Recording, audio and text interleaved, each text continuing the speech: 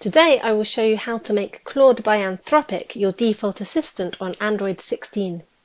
First, make sure you have installed Claude on your Android phone.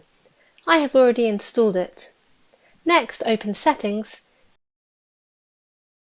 then tap on Apps. Tap on Default Apps, then tap on Digital Assistant app. Tap on Default Digital Assistant app. Now select Claude from the list, then OK. Now, to be able to chat with Claude using your voice, you will need to enable microphone permission. Go back to Apps,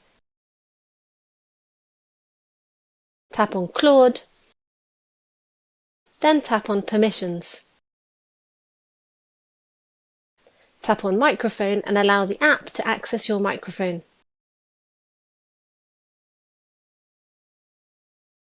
All done. Now let's test it. So I will swipe at a 45-degree angle from one of the bottom corners to start my digital assistant. As you can see, I am now using Claude as my default assistant. If you have any questions, please leave a comment below the video.